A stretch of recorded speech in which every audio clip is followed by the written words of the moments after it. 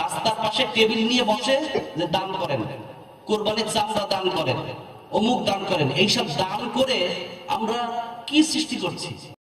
দেখুন পুলিশ ভাই, আপনি বললেন যে আপনারা দান করেন এবং একই সঙ্গে বললেন যে আপনারা কুরবানির চামড়া এগুলো দান করেন, কিন্তু কখনো কি ভেবে দেখেছেন যে আপনারা দানটা কেন করেন এবং তাদেরকে দান করেন? এই যে সমস্ত এতিমখানা, কওমি মাদ্রাসা অথবা এই ধরনের যারা আছে এদেরকেই তো আপনারা দান করেন। দানটা কিন্তু করেন আপনি আপনার ধর্ম ইসলামের নামে, এবং এই দানের পিছনে কিন্তু একটা উদ্দেশ্য থাকে, একটা স্বার্থ থাকে। যদি বলেন যে নিঃস্বার্থ আপনি দান করেন, এইটা ঠিক না। আপনার দান করার পিছনে উদ্দেশ্য থাকে এই যে সমস্ত বাল বাচ্চা অর্থাৎ এতিম সন্তান যারা এতিমখানায় পড়ে, মাদ্রাসায় পড়ে, যেহেতু তারা কোরআন হাদিস পড়ে, আল্লাহর কালাম পাঠ করে, যেহেতু তারা ইসলাম পাঠ করে, অতএব আপনি মনে করেন যে এদেরকে দান করলে আপনি কিয়ামতের মাঠে আপনি দোজখের আগুন থেকে রক্ষা পেয়ে বেহেশতের ৭২টা হুর আপনি পাবেন, এই আশায় দান করেন। আপনি কিন্তু একবারও সেই জিনিসটা ভাবেননি। দেখুন, আপনার এই বক্তব্যে যে উত্তর হুজুর দিচ্ছেন, আমরা সেটা একটু শুনি। আমাদের টাকায় চলে, আমাদের জমিতে থেকে বাংলাদেশে অবস্থান করে আপনি বাংলাদেশের বিরুদ্ধে কথা বলবেন? তবে আমরা কি করি, আপনাদের থেকে চেয়ে চেয়ে নিয়ে আসি, ওদেরকে খাওয়াই। আপনাদের পকেটে কখনো হাত দেই নাই, কলিজা হাত দিয়েছি আমরা। বুঝেন না, আমরা আপনাদের পকেটে হাত দিয়ে টাকা নিয়ে আসছি না, কলিজা দিছি। আর তোমরা যে পকেটে হাত দিয়ে নাও। এই যে পুলিশ ভাই, আপনি শুনলেন কিভাবে আপনাকে বাড়ি দিল? দেখেন, উনি কিন্তু সত্য কথাই বলেছেন। উনি কিন্তু কারো পকেট থেকে জোর করে টাকা নেন না, কিন্তু আপনাকে কিভাবে অভিযুক্ত করলো? বললো যে আপনারা মানুষের পকেট থেকে জোর করে টাকা নেন, এবং কথাটা তো মিথ্যাও। বাংলাদেশে এমন একটা মানুষ আপনি বের করে দেখাতে পারবেন যারা বলবে যে বাংলাদেশের যে পুলিশ বাহিনী আছে তারা এই হুজুরের কথার সাথে দ্বিমত করবে? একটা লোক আপনি খুঁজে বের করে দেখাতে পারবেন না। এখন আপনি হুজুরের এই বক্তব্যের কি উত্তর দিবেন বলেন? আপনার কি কোনো উত্তর আছে? তাহলে আপনি এই হুজুরদেরকে যদি আপনি হুমকি দেন, ধামকি দেন, তাহলে লোকজন কিন্তু এই হুজুরের পক্ষেই থাকবে, আপনার পক্ষে থাকবে না। কারণ আপনারা আপনাদের ভাবমূর্তি গত স্বাধীনতার পর থেকে দশকের পর দশক ধরে এমন ভাবে আপনারা কলুষিত করে ফেলছেন, এর পিছনে হয়তো অনেক কারণ আছে, কিন্তু ভাবমূর্তি তো আপনাদের শূন্যের কোঠায়। তাহলে আপনি এখন যত কথাই বলেন সেইটা কিন্তু পাবলিকের কাছে গ্রহণযোগ্য হবে না। তোমরা তো পকেটে হাত দিয়ে নাও, আমরা তো কলিজা হাত দিয়ে নিতেছি। আলহামদুলিল্লাহ, আমাদেরকে দিয়ে বলে হুজুর মাফ করবেন, অল্প দিয়েছি। তোমাদেরকে দিয়ে বলে আল্লাহর গজব পড়ো। দেখুন তো হুজুর এই যে কথাটা বললো সেটা কি মিথ্যা কথা? মোটেও না। মসজিদ, মাদ্রাসা, এতিমখানা এই সমস্ত জায়গায় মানুষ দান করে, এবং স্বেচ্ছায় দান করে। তারা করে যদি দেখে পরিমাণটা খুবই কম, হুজুরের কাছে কিন্তু সত্যি সত্যি তারা বলে, হুজুর বেশি দিতে পারলাম না, এই বছর ভালো ব্যবসা হয়নি, অথবা ভালো ফসল হয়নি, এরকম নানা অজুহাত দেখিয়ে তারা কিন্তু কাস্টমাইজ করে। অর্থাৎ কম দেওয়ার কারণে তারা একটা অপরাধ বোধে ভোগে, এবং মনে করে এই কম দেওয়ার কারণে পাশে না কিয়ামতের মাঠে তার বিচারে কোনো ঝামেলা হয়ে যায়। কিন্তু দেখুন, এই হুজুর কিন্তু বলল আপনারাও টাকা নেন, অর্থাৎ হুজুর বলল কিন্তু, এবং যারা নাকি আপনাদেরকে দেয় তারা দিয়ে কিন্তু তারা ভিতরে ভিতরে আপনাদেরকে অভিশাপ দেয়, গালিগালাজ করে, এবং আপনারা ধ্বংস হয়ে যান। এই এই ধরনের মনস্কামনা তাদের ভিতরে থাকে। এখন হুজুর কি মিথ্যা কথা বললো নাকি? হুজুর কি অবাস্তব কথা বললো, অথবা বানিয়ে বানিয়ে কোনো অভিযোগ করলো? সেটা জনগণই ভালো জানে। আমার তো বলার তেমন কিছু নাই। জনগণই জানে যে হুজুরের এই বক্তব্য সঠিক নাকি বেঠিক। আমি আসলে বুঝাতে চাচ্ছি, হয়তো পুলিশ ভাই আপনার যে বক্তব্য সেটা হয়তো দেশ ও জাতির রক্ষার জন্য খুবই জরুরি, এটা আমরা উপলব্ধি করি। কিন্তু মুশকিলটা হচ্ছে যে স্ট্যান্ডিং পয়েন্ট অথবা যে স্ট্যান্ডিং প্রিন্সিপাল এর উপরে থেকে কথাগুলো বলা উচিত ছিল, সেই প্রিন্সিপাল কি আপনাদের আছে? সেই নৈতিক মানদণ্ডটা তো আপনারা অনেক আগে হারিয়ে ফেলেছেন। এবং একই সঙ্গে যে কাজটা করেছেন, এই হুজুরদেরকে মাঠ আপনারা একতরফা খেলা করার জন্য দশকের পর দশক ছেড়ে দিয়েছিলেন। দেখুন, বাংলাদেশের বর্তমানে যে অবস্থা, এখানে কিন্তু আমরা যে বলতে পারি যে গণতন্ত্রের একেবারে ব্যাপক চর্চা হয় তা তো না, কিন্তু একটা দল কিন্তু তারা গণতন্ত্রের একেবারে পরিপূর্ণ ব্যবহার করে। তারা কারা? এই হুজুররা। বিরোধী রাজনৈতিক দল মাঠে এসে কথা বলতে পারে না, বা তারা মিছিল মিটিং করতে পারে না, প্রতিবাদ করতে পারে না, কিন্তু হুজুররা ঠিকই ওয়াজের নামে, ইসলামী জলসার নামে, কোরআনুল তাফসীরের নামে তারা কিন্তু ঠিকই যেমন ইচ্ছা খুশি, অবশ্য যেমন ইচ্ছা খুশি কেন বলি, আহলে কোরআনের এবং হাদিস থেকে তারা সবকিছু মুক্তভাবে, মুক্ত মনে, একেবারে উচ্চ কণ্ঠে জনগণের সামনে বলে যায়। এমনকি আপনাদের সমালোচনা করে, সরকারের সমালোচনা করে, ধর্মের নামে। অর্থাৎ বাংলাদেশে গণতান্ত্রিক অধিকার যদি কেউ ভোগ করে থাকে পরিপূর্ণভাবে, তারা কিন্তু এই হুজুররা। এবং এর ফলাফল কিন্তু আমরা হাতে নাতে দেখতেও পাই। সেটা কি? এই দেশের আপমর জনগোষ্ঠী ভিতরে ভিতরে কিন্তু হুজুরদের প্রতি তারা দুর্বল হয়ে গেছে। কেন? কারণ এই আপমর জনগোষ্ঠী, এরা তো ধর্মপ্রাণ।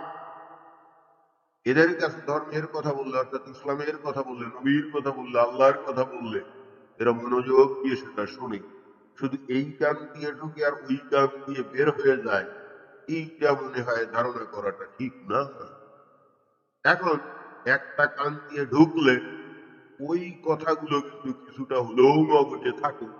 সুতরাং এখন বাস্তব তথ্য দিয়ে হুজুর যখন বলছে তাদেরকে মানুষ স্বেচ্ছায় টাকা দেয়, আর আপনাদেরকে মানুষ কিভাবে টাকা দেয়, দেওয়ার পরে তারা কিভাবে আপনাদেরকে গালিগালাজ অভিশাপ দেয়, এটা কিন্তু হুজুর ঠিকই বলছে। উনি তো আর মঙ্গল গ্রহ থেকে আসেননি, উনি বাংলাদেশে থাকেন, বাংলাদেশের সমাজের সবকিছুই উনার নখদর্পণে। এখন তার এই বক্তব্যের কি উত্তর দিবেন আমাদের পুলিশ ভাই, বলেন? দেওয়া দেওয়া দুই দেওয়া, দেওয়া দেওয়া কয় দেওয়া বলেন? এক দেওয়ায় কি বলে? দোয়া করবেন। আরেক দেওয়ায় কি বলে? দেওয়া দেওয়া দুই দেওয়া, লওয়া লওয়া দুই লওয়া, চাঁদা চাঁদা দুই চাঁদা। কেউ প্রশ্ন করে, হুজুর আপনারা আমাদের কাছ থেকে চান্দা নেন কেন? মজার বিষয় হলো চান্দা চান্দা দুই চান্দা, এদেশে সবাই চান্দা নেয়, তবে পার্থক্য হলো আমরা চান্দা নিয়ে আপনাদের এতিম বাচ্চাদেরকে খাওয়াই, ওরা চান্দা নিয়ে অস্ট্রেলিয়া বাড়ি বানায়। পার্থক্য আছে। দেখছেন হুজুর কিভাবে বাড়িটা দিল? তারা চান্দা নিয়ে এতিম বাচ্চাদেরকে খাওয়ায়। উনি বললেন যে আপনারা নাকি চান্দা নিয়ে সেটা দিয়ে আপনারা অস্ট্রেলিয়াতে বাড়ি বানান। দেখছেন এখন কি উত্তর দিবেন? এখন এই যে ঘটনাটা উনি বললেন বা যে বিষয়টা উনি উল্লেখ করলেন, এটা কি মিথ্যা নাকি? ইদানিং সাম্প্রতিক কালে তো আমরা দেখি যে বাংলাদেশের একটা বড় অংশ, মানে বড় অংশ বলতে যারা নাকি আহ সরকারের উচ্চ পদে বা রাজনৈতিক উচ্চ পদে যারা আছে, ওই যে কানাডার বেগম পাড়া নাকি জানি, এগুলো নিয়ে তো ইদানিং কালে আমরা এই যে ফেসবুক, ইউটিউব, এমনকি খবরের কাগজেও আমরা এগুলো দেখতে পাচ্ছি। এখন এটি কি মিথ্যা খবর নাকি আমরা জানি না। আমরা ওই বেগম পাড়ায় গিয়ে দেখি নাই, কিংবা তারা সেখানে বাড়ি কিনে কি করে না করে আমরা জানি না, কিন্তু এগুলো তো চলে আসে। এখন মেইন মিডিয়া অনেক সময় খবর না দিলে, আমরা এমন এক যুগে বসবাস করি যেখানে সামাজিক যে মিডিয়া অর্থাৎ সোশ্যাল মিডিয়া, যে কেউ যারা কানাডায় আছে তারা আশেপাশে ঘোরাঘুরি করে যখন এগুলো দেখে দিব্যি সামাজিক মিডিয়াতে ছড়িয়ে দেয়। অর্থাৎ এখন কিন্তু তথ্য লুকানোর কোনো সুযোগ নাই। আমরা এমনই একটা দুনিয়াতে বসবাস করি। মেইন মিডিয়া যে কোনো কারণে হোক, রাষ্ট্রীয় রোশানলে পড়ার ভয় হোক, অন্য কোনো কারণে হোক, অনেক খবরই হয়তো চেপে যায়।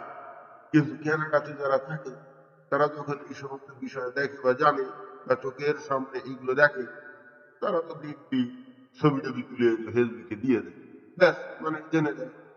মেইন মিডিয়াকে সাপ্রেস করে এখন যে সবকিছু গোপন করা যাবে এই ধরনের জগতে কিন্তু আমরা নাই। যাই হোক, মূল বিষয় হচ্ছে হুজুর কিন্তু অত্যন্ত বাস্তবসম্মত কিছু কথা বলছে। আমরা যদি এই বাস্তবসম্মত কথাগুলাকে আমরা যদি আমলে না নিয়ে এই হুজুরদের বিরুদ্ধে যদি আমরা বল প্রয়োগের হুমকি দেই, তাতে কিন্তু দেশের জনগণ আমাদের মানে আপনাদের পক্ষে যাবে না, হুজুরের পক্ষেই চলে যাবে। তাদের প্রতি কিন্তু সাধারণ মানুষ সহানুভূতি দেখাবে। এখন একটা দেশের জনগণ যদি কোন একটা পক্ষে অবস্থান করে, তাদের বিরুদ্ধে কতক্ষণ লড়াই করা যাবে সেটাই হলো। কি আছে বলেন, কি আছে? চান্দা চান্দা কয় চান্দা? দুই চান্দা। এক চান্দা দিয়ে জাতির বাচ্চাদেরকে খাওয়াই, জাতির এতিম বাচ্চাদেরকে আমরা পালন করি। জাতির এতিম বাচ্চাদেরকে আমরা কি করি বলেন? আমরা জাতির এতিম বাচ্চাদের মুখে লোকমা তুলে দেই ডেলি 3 বেলা। গিয়া চমুনি বড় মাদ্রাসা গিয়ে জিজ্ঞেস করেন, হুজুর আপনারা তাদের মুখে লোকমা তুলে দেন, খাবার তুলে দেন, 3 বেলা বা 2 বেলা যাই হোক, কিন্তু একই সঙ্গে আরো একটা জিনিস আপনারা তুলে দেন, যেটা আমরা জানি সামাজিক যে যোগাযোগ মাধ্যমের মাধ্যমে অথবা মেইন মিডিয়াতেও আমরা দেখছি ব্যাপকভাবে আপনাদের এই সমস্ত মাদ্রাসাতে ওই এতিম বাচ্চাদের বলৎকার করা হয়। সুবিধা হলো ওরা তো এতিম, ওদের তো তেমন কোনো অভিভাবক নাই। সম্পন্ন পরিবার অথবা ভালো পরিবারের ছেলেপেলেদেরকে তো আর আপনাদের ওখানে পাঠায় না। যদি তারা পাঠাতো এবং তাদেরকে যদি বলৎকার করা হতো, তাহলে অবশ্যই অবশ্যই এইটা নিয়ে আরো অনেক বেশি অভিযোগ আমরা দেখতে পেতাম। এখন যেহেতু তারা এতিম, তাদের অভিভাবক নেই, তাদেরকে বলৎকার করেন আর যাই করেন, এইটার তো কোনো প্রতিবাদ হয় না, নীরবে সহ্য করে যায়। তারপরেও ফাঁকে ফাঁকে কিন্তু এই বিষয়গুলো বের হয়ে যাচ্ছে। সুতরাং আপনারা তো খালি খাবার দেন তা তো না, একই সঙ্গে আরো একটা কাম করেন, এটাও আপনার স্বীকার করা উচিত। এখানে আপনি একতরফা পুলিশদের খালি আপনি সমালোচনা করে যাবেন আর নিজেদেরকে আপনারা ফেরেশতা হিসেবে আপনারা নিজেদেরকে তুলে ধরবেন, এইটা তো হয় না। এটাও স্বীকার করেন খাবার দান ঠিকই আছে, মানে ভিক্ষা করে মানুষের কাছ থেকে চিনতে এনে আপনারা তাদের মুখে খাবার তুলে দেন। একই সঙ্গে তাদের আবার কি করেন, হ্যাঁ ওই যে ইদানিং আপনাদেরকে অনেকে বলছে আপনারা নাকি বায়ু যোদ্ধা। বায়ু যোদ্ধা কি জানি, বায়ু যোদ্ধা আবার নতুনটা আবিষ্কৃত হয়ে গেছে কিন্তু। তো এই হলো অবস্থা, আপনারা এটাও স্বীকার করবেন। কয় বেলা? মিডওয়াইফের মাঝে গিয়ে জিজ্ঞেস করেন কয় বেলা? বারংবার 3 বেলা আমরা ভাত খাওয়াই, 3 বেলা এতিম বাচ্চাদেরকে ভাত খাওয়াই, 3 বেলা গরিব বাচ্চাদের মুখে লোকমা তুলে দেই। যদি যদি দুনিয়া ইনসাফের দৃষ্টিতে তাকাইতো, বাংলাদেশের কওমি মাদ্রাসার শিক্ষকদেরকে আর মুহতামিমদেরকে পৃথিবীর স্বর্ণপদক দিত, স্বর্ণপদক। অবশ্যই আপনাদেরকে স্বর্ণ পদক না, নোবেল পুরস্কার দিত, তবে খাওয়ানোর জন্য না, ওই যে বায়ুযুদ্ধ করার জন্য। আমরা তো ইদানিং দেখতেই পাচ্ছি ব্যাপকভাবে এই বায়ুযুদ্ধ চলছে, যেটাকে নাকি আবার দুষ্ট লোকেরা অর্থাৎ ওই যে উল্টো কিছু নাস্তিক আছে না, তারা বলে এটা নাকি বালক আপনারা বলৎকার করেন। তাহলে কি শব্দ দিয়ে এটাকে উল্লেখ করতে হবে আমি ঠিক বুঝছি না। তবে বায়ুযুদ্ধ একটু ভদ্রসিদ্ধ ভাষা, আমি সেটাকেই আমি উল্লেখ করলাম। হুজুর একটা জিনিস আমি বুঝি না, আপনারা তো নবীর কথা বলেন, আল্লাহর কথা বলেন, কোরআনের কথা বলেন, হাদিসের কথা বলেন, ইসলামের কথা বলেন। আপনাদের যদি এই ইসলামের প্রতি এতটাই আস্থা থাকে, ইসলাম যদি একমাত্র সত্য দিন হয়, আপনারা যদি সত্যিকার অর্থে পরকালের সেই দোজখের ভয় করে থাকেন, অর্থাৎ দুনিয়াতে অন্যায় কাজ করলে আপনার শাস্তি হবে দোজখের অনন্তকাল আগুনে পোড়া, এইগুলো যদি সত্যি সত্যি আপনারা দৃঢ়ভাবে বিশ্বাস করে থাকেন, তাহলে আপনারা কিভাবে এই ছোট ছোট বাচ্চাদের এই যে বলৎকার করার মতো ভয়াবহ অমানসিক বর্বর যে অত্যাচার গুলো আপনারা করেন, এটা আপনারা কিভাবে করেন? এই কাজগুলো যখন আপনারা করেন, অর্থাৎ আপনারাই যারা ইসলামের ধারক বাহক এবং প্রচারক, এবং আপনারা যারা নাকি ইসলাম শিক্ষা দেন, যাদের কাছে মানুষ সরল বিশ্বাসে তাদের বাচ্চা কাচ্চা পাঠায়, এখন এই ইসলাম যদি সত্যিকার অর্থে একটা সঠিক বা সত্য ধর্ম হয়েই থাকে, এবং আপনাদের যদি তার প্রতি দৃঢ় বিশ্বাস এবং আস্থা থেকেই থাকে, এবং একই সঙ্গে যদি মনে করেন যে এই ধরনের ধর্ষণের মতো জঘন্য বর্বর কাজ করলে তার কঠিন শাস্তি হবে, তাহলে আপনারা এই কাজগুলো কিভাবে করেন? এটা তো একটা বিশাল প্রশ্ন।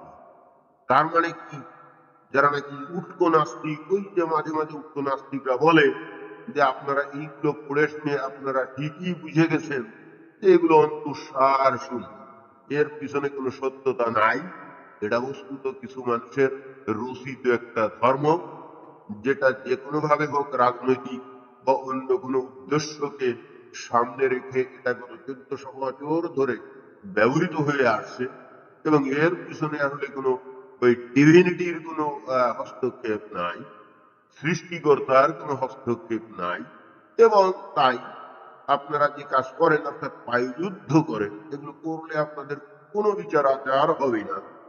সুতরাং এই কারণেই আপনারা এগুলো করে থাকেন, অর্থাৎ গোটা ধর্মীয় যে বিষয়টা, যেটা যে সাধারণ মানুষের মাথাকে আপনারা বিগড়ে দেন, ধর্মপ্রাণ মানুষদেরকে আপনারা উদ্বুদ্ধ করে তাদেরকে ফ্যানাটিক তৈরি করেন, সেই খোঁজ যে ধর্মীয় যে বিষয়টা, অর্থাৎ আপনাদের যে ধর্ম বিশ্বাস, এটার যে আসলে কোনো ভিত্তি নাই, এটা যে আসলেই কোনো সঠিক কিছু না, এটা যে এর পিছনে যে সত্যতার কোনো লেশ মাত্র নেই, এই ধরনের সিদ্ধান্তে যদি উক্ত নাস্তিকরা এসে সেটা প্রচার করে, তাহলে সাধারণ শিক্ষিত সজ্জন মানুষগুলো যদি সেটাকেই গ্রহণ করে আপনাদের বিরুদ্ধে এই সমাজ এবং জাতিকে ধ্বংস করে দেওয়ার অভিযোগ আনে, তাহলে কি সেটা কি খুব অন্যায় হবে? এই প্রশ্নটা আপনার কাছে